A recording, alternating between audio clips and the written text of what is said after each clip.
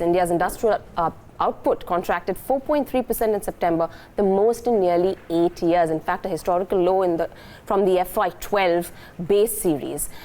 This weakness across key segments, from capital goods to consumer durables, across the board there's weakness. Let's understand the implications of the economic growth from Aditi Nayar, the principal economist at ICRA. She joins us right now on the phone line. Aditi, clearly one more second consecutive month where we've seen contraction coming in, and this time around, if you take it from a base of 2012, the base series, it's actually at a historical low.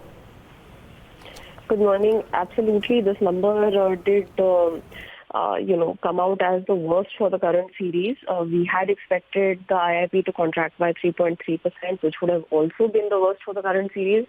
But this was an even, deeper contraction at 4.3%. And I think that's point one is really the fact that this is the worst performance that we got for the current series.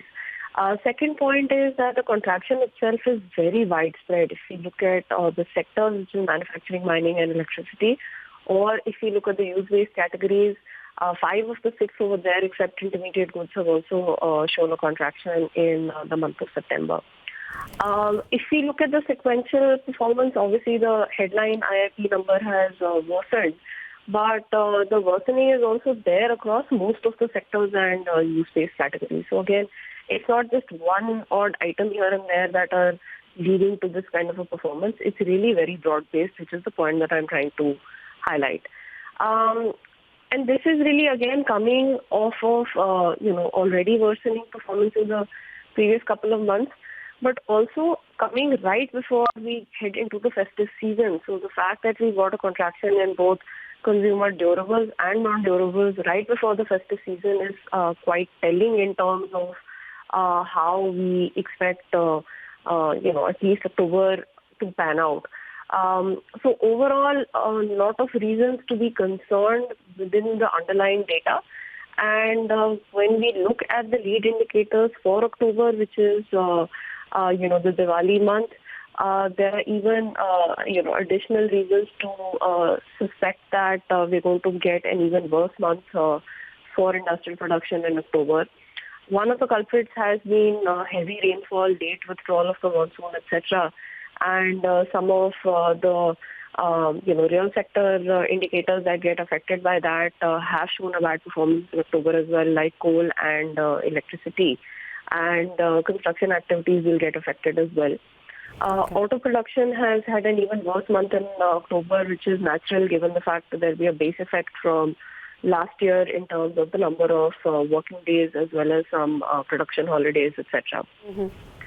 Right. Aditi, so, obviously we know that all of these factors are confirming that growth impulses are slowing down. What does this do in terms of pushing back recovery expectations?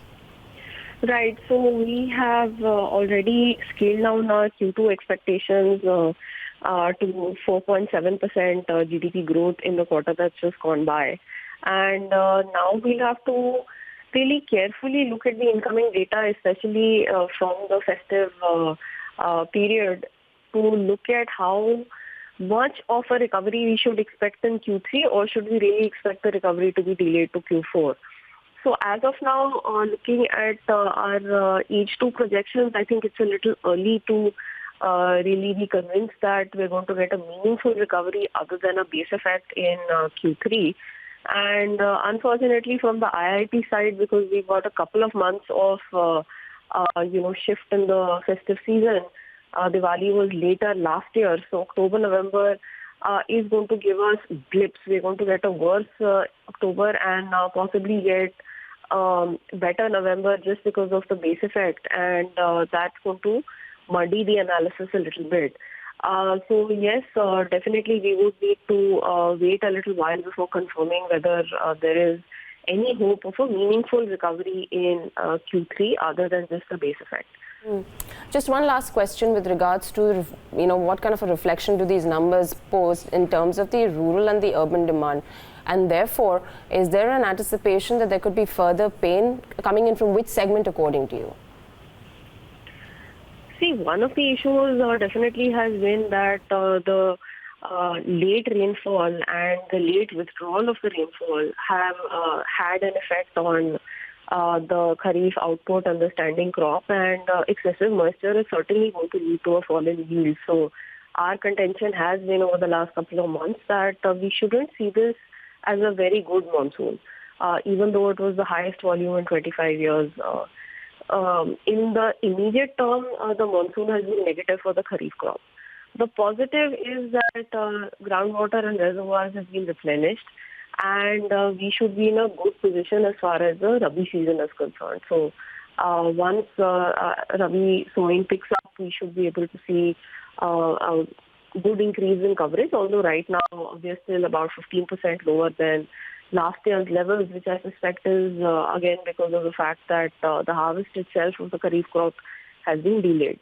So it's a mixed bag on the agri side, but eventually we do expect rural sentiment to improve because of the Rabi prospects for the Rabi season.